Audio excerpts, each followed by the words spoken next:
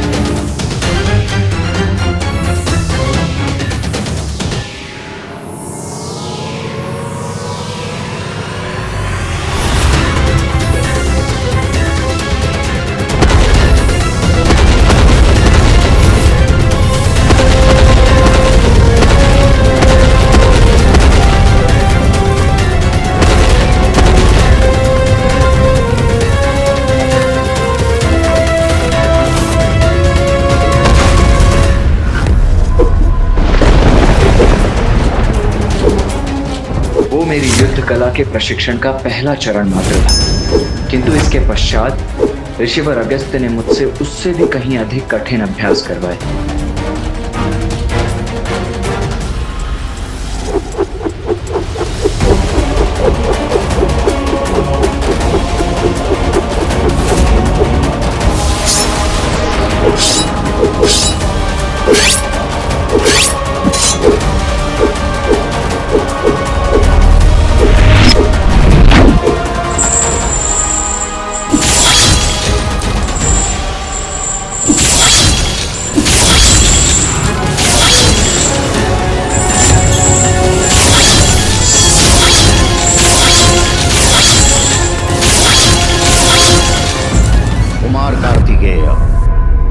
मैंने आपको अपने शिष्य के रूप में स्वीकार कर आपको संपूर्ण युद्ध कौशल की विद्या प्रदान की है।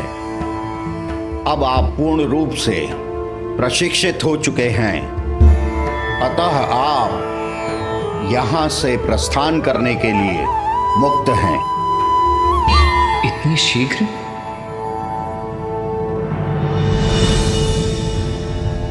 धन्यवाद गुरुदेव। कल्याण हो।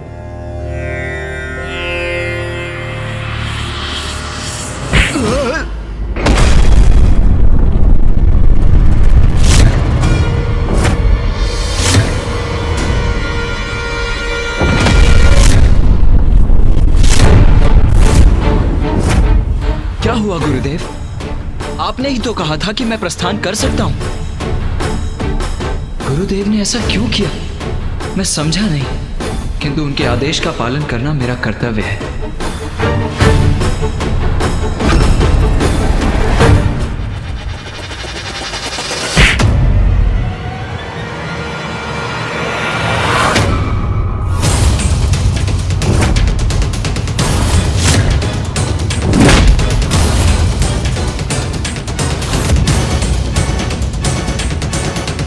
किंतु गुरुदेव, आपने ही तो मुझे जाने की अनुमति दी थी।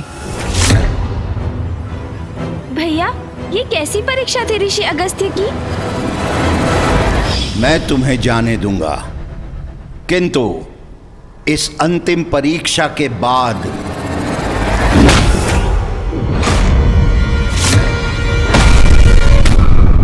परीक्षा ले रहे हैं गुरुवर, तो उसमें भी अवश्य सफल होऊंगा मैं।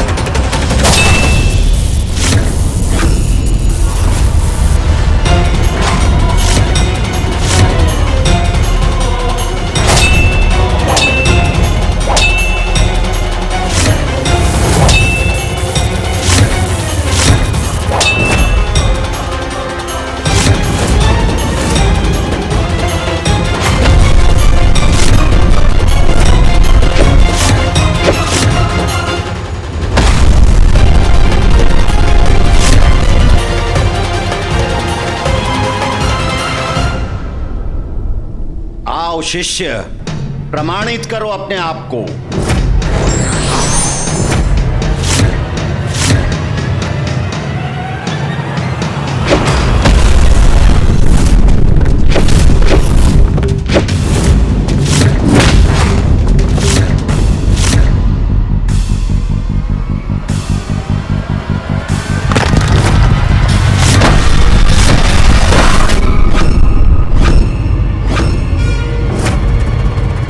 भूमि के मध्य सिंहासन कहां से प्रस्तुत हुआ?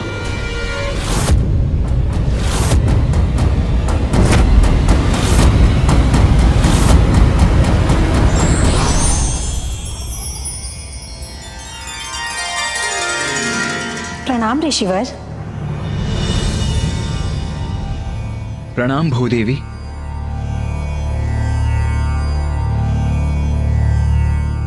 ऋषिवर, मैं गुरु और शिष्य के मध्य हस्तक्षेप नहीं करना चाहती थी, किंतु आपको इस प्रकार गिरते हुए भी नहीं देख सकी, इसलिए मैंने आपके लिए सिंहासन प्रस्तुत किया।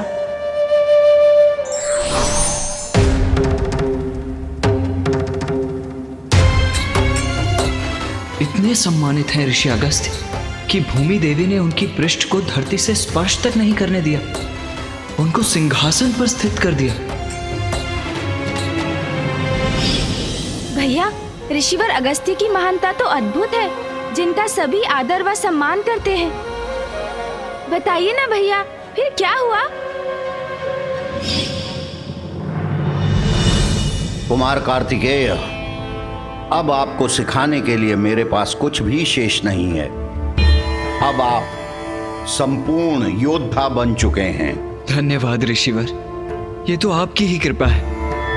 आपसे शिक्षा पाकर मैं धन्य हुआ। आप मेरे श्रेष्ठ शिष्य हैं कुमार कार्तिकेय। आप सदा मेरे सम्मान का कारण बनेंगे। कल्याण हो।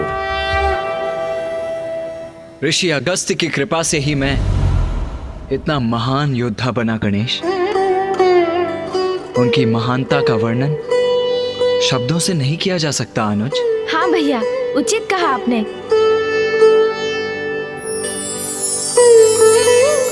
प्रणाम गुरुदेव। भैया ने जिस प्रकार बखान किया, सत्य है, असाधारण है ऋषिवर अगस्त्य। मैं महादेव को क्रोधाग्नि के प्रति अपनी आशंका व्यक्त करने की प्रतीक्षा कर रहा हूँ, किंतु सभी ऋषि अगस्त्य की कथा में इतने लीन हैं कि मैं कैसे प्रारंभ करूं?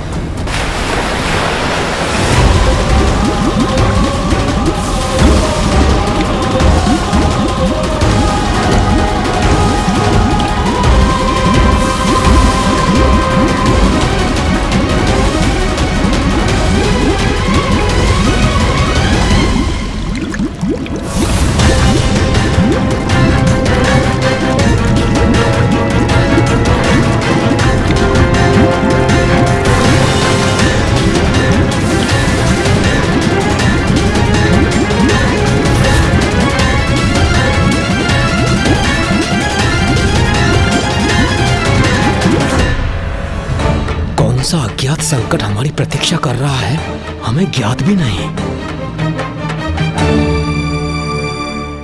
किंतु पिताश्री, यदि ऋषिवर अगस्त्य नदी को अपने कमंडल से बाहर नहीं आने दे रहे हैं, तो क्या हमारे पास कोई और उपाय नहीं है?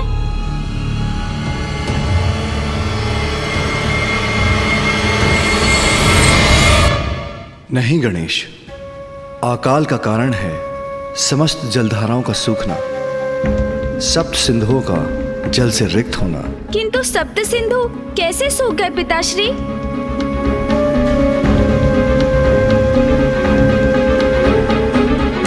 ऋषि अगस्त्य ने सप्त सिंधुओं का जलपान कर लिया।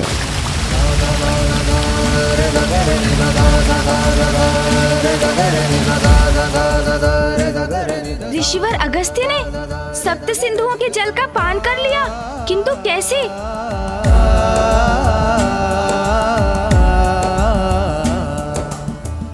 हाँ गणेश जी,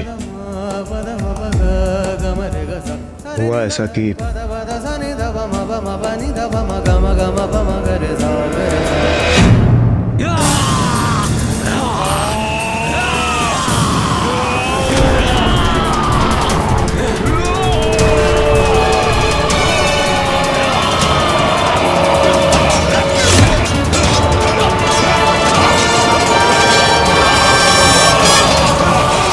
और इस प्रकार देव और दानवों के मध्य देवासुर संग्राम छिड़ गए और असुर हम पर घातक प्रहार करने लगे।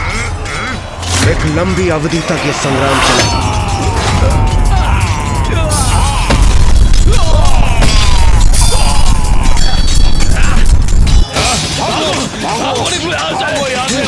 भागो जल्दी बचाओ, चलो चलो।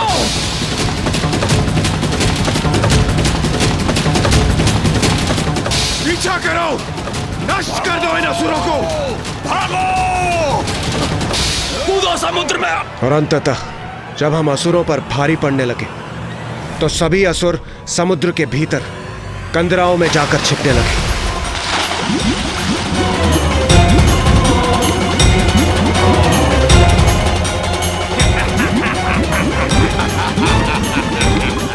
अब तुम हमें क्या मार पाओगे देवताओं?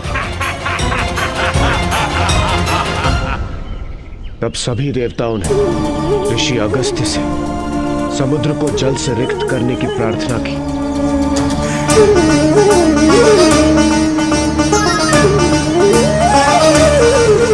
उचित है, मेरे संध्या वंदन का समय हो चुका है, मुझे उपासना करने दीजिए।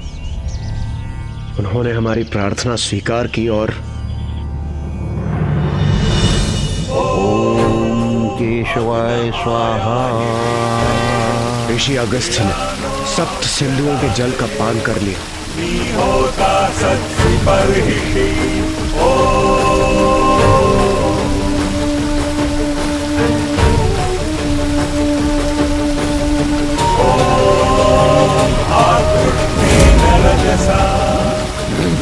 ये क्या? जल का स्तर कैसे कम हो रहा है? हाँ?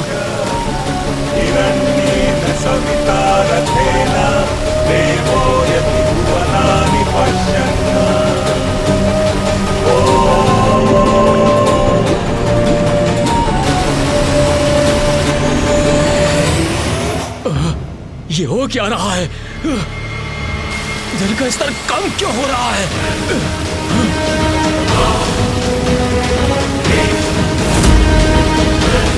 अरे सागर का जल कहां जा रहा है? ये क्या हो रहा है? इस प्रकार जलहीन हो गया सागर तो हमारा विनाश संभव हो जाएगा।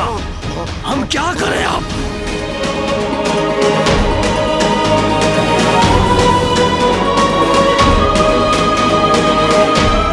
आक्रमण!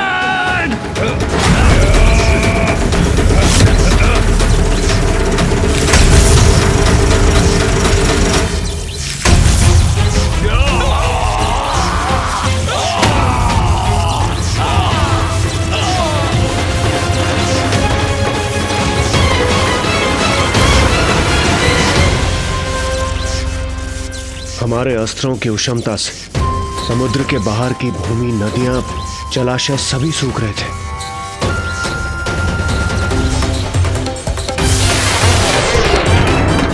इस अनर्थकारी घटना का भीषण परिणाम होगा। हमने तो कल्पना भी नहीं की थी हमारे अस्त्रों का इतना विध्वंसक परिणाम होगा। किंतु इंद्रदेव, ऋषि अगस्त्य ने समुद्र के जल का पान कर लिया तो समुद्र में जल लौटा कैसे? असुरों के नाश के बाद हमने ऋषि अगस्त्य से प्रार्थना की कि वो जल को पुनः समुद्र में छोड़ दे, किंतु उस जल का उनके उदर में पाचन हो चुका था। इसलिए उन्होंने लघु शंका के माध्यम से जल को पुनः मुक्त किया, किंतु उस समय में चलने वाले अस्त्रों की उष्णता के कारण दक्षिण की धरती पूर्ण रूप से सूख चुकी थी। अकाल पड़ चुका था।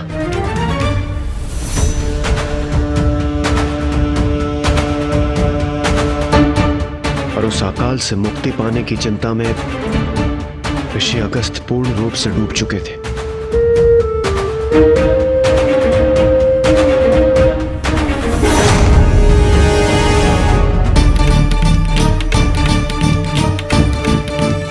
इस समस्या का समाधान ढूंढने के लिए उन्होंने एक तप प्रारंभ किया।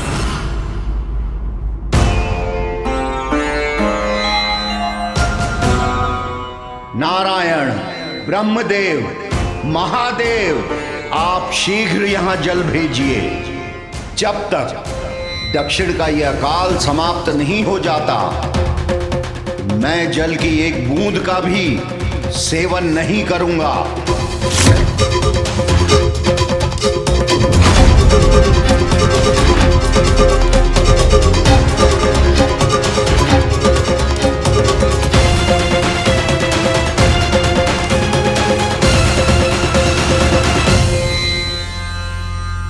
पिताश्री, क्या ऋषि अगस्त्य को उनके तप से समस्या का समाधान प्राप्त हुआ?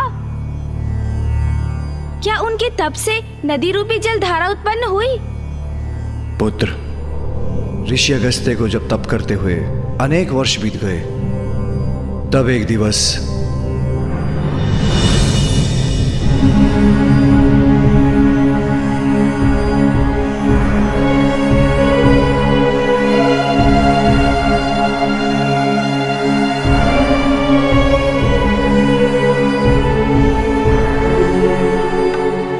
पुत्र अगस्त्य,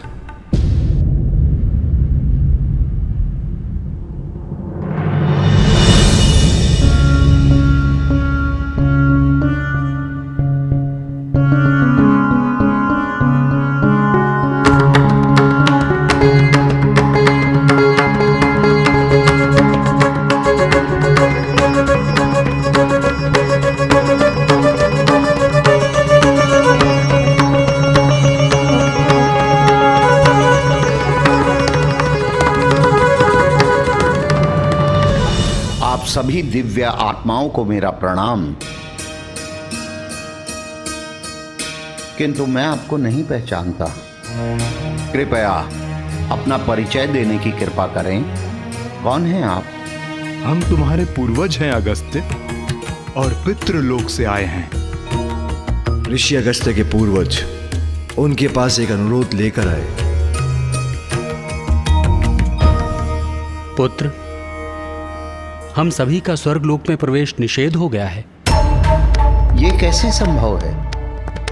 आप सभी ने अपने समस्त जीवन सत्कर्म किए, धर्मनिष्ठ और पवित्र जीवन यापन किया। उसके पश्चात भी स्वर्गलोक में प्रवेश की अनुमति कैसे नहीं है आपको? उसके पीछे हमारे नहीं, तुम्हारे कर्म हैं। मेरे कर्म? किंतु पिताश्री, ऋषि अगस्त्य ने ऐसे कौन से कर्म किए थे? आपने तो मुझे बताया था कि वो धर्मपरायणता में श्रेष्ठ थे। फिर उन्होंने ऐसा क्या दुष्कर्म किया जिसके कारण उनके पूर्वजों को कष्ट सहना पड़ रहा था?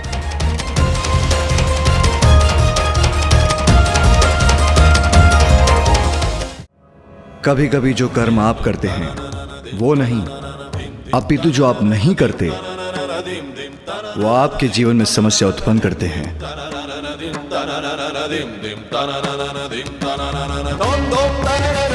ऐसा कौन सा कर्म हो सकता है कि जिसके ना करने का इतना बड़ा दंड हो?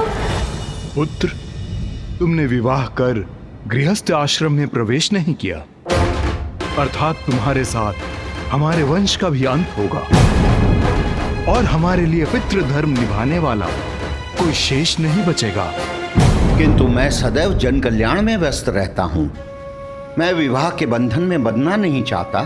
पुत्र, जिन माता पिता ने तुम्हारा पालन पोषण किया है, जीवन दिया है, उनका ऋण तो तुम्हें चुकाना ही पड़ेगा। पितृ ऋण से मुक्त होना तो तुम्हारा कर्तव्य है पुत्र। पितृ ऋण? माता पिता का ऋण?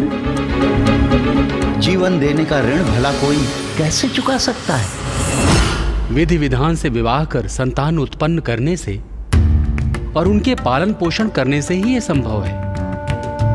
और यदि कोई पुत्र ऐसा न करे तो उसके पूर्वजों को स्वर्ग में प्रवेश नहीं प्राप्त होने का दंड मिलेगा। अगस्त्य, तुम्हें विवाह करना ही होगा। उसी से तुम्हारे पूर्वजों को सद्गति अर्थात स्वर्ग प्राप्त होगा। वैसे भी कोई यज्ञ, कोई व्रत तब तक पूर्ण नहीं हो सकता जब तक यज्ञकर्ता की वामांगी पत्नी उसकी भागी ना बने। इसलिए विवाह करने पर ही तुम अपनी तपस्या सार्थक कर सकोगे।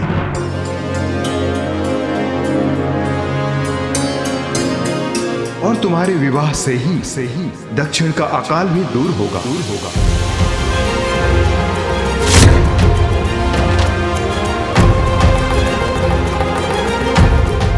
ये आप क्या कह रहे हैं पितृपितामह? मेरे विवाह से दक्षिण का अकाल कैसे दूर हो सकता है? वो भी ज्ञात हो जाएगा, किंतु सर्वप्रथम तुम्हें राजा कवेर के पास जाकर विवाह हेतु उनकी पुत्री लोपामुद्रा का हाथ मांगना होगा। अर्थात विवाह करना ही होगा मुझे। अपने पूर्वजों के आदेश अनुसार ऋषि अगस्त्य ने विवाह करना स्वीकार कर लिया।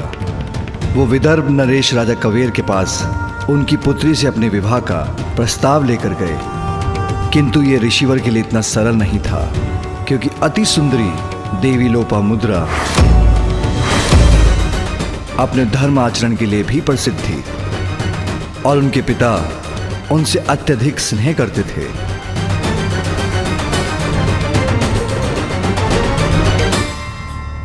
मैं समझा नहीं, किसी भी कन्या के लिए सुयोग्य वर थे ऋषि अगस्त्य, तो फिर इसमें कैसी कठिनाई थी?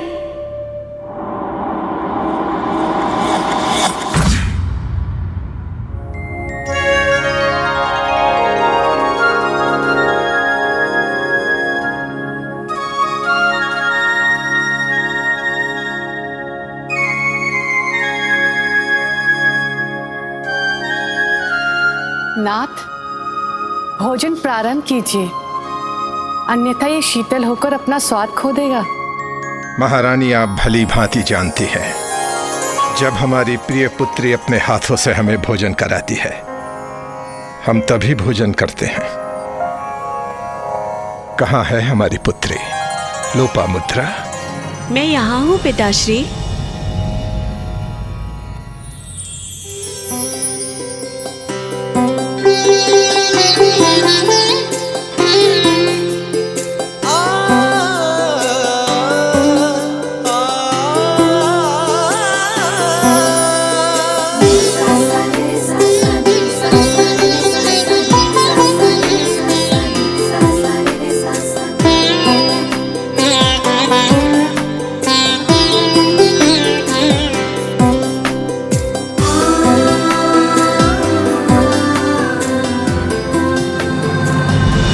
क्षमा कीजिए पिताश्री, भगवान नारायण के पूजन में मुझे थोड़ा सा विलंब हो गया।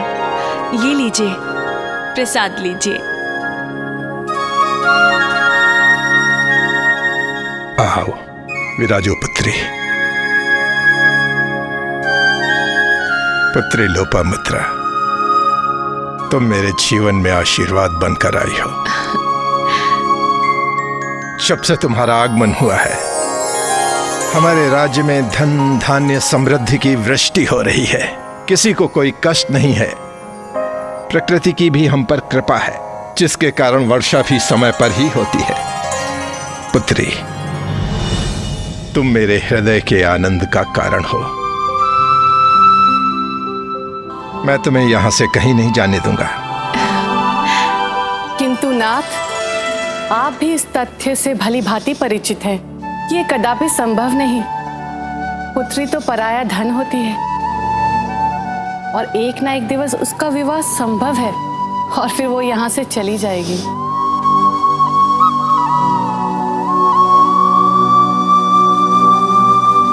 प्रणाम महाराज, आपसे भेंट करने ऋषि अगस्त्य पधारे हैं।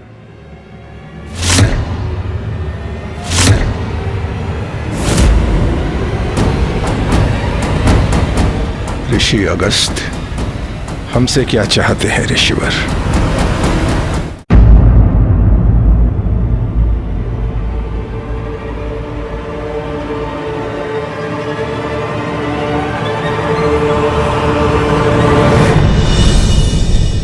ऋषिवर, आपका यहां स्वागत है। ऋषिवर, आपके यहां आगमन का कोई कारण अवश्य होगा। कहिए, आपकी ऐसी कौन सी इच्छा है जो मैं पूर्ण कर सकता हूं?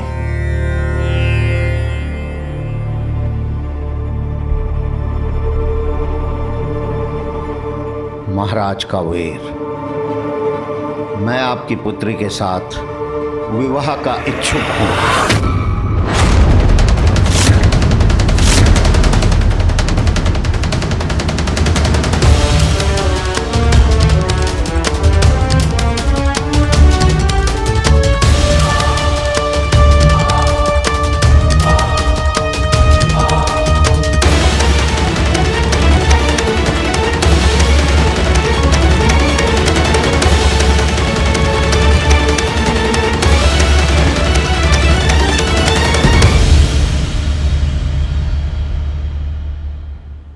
क्या विचार कर रहे हैं राजन? मैं आपके उत्तर की प्रतीक्षा कर रहा हूं। कहिए, आपको मेरा प्रस्ताव स्वीकार है?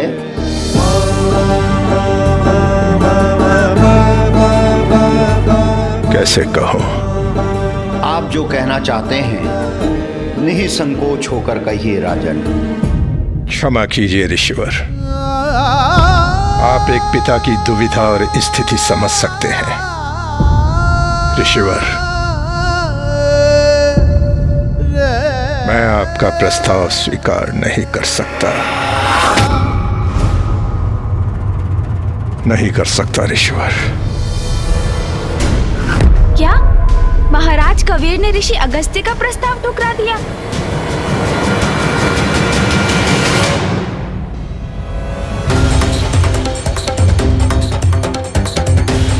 किंतु क्यों पिताश्री?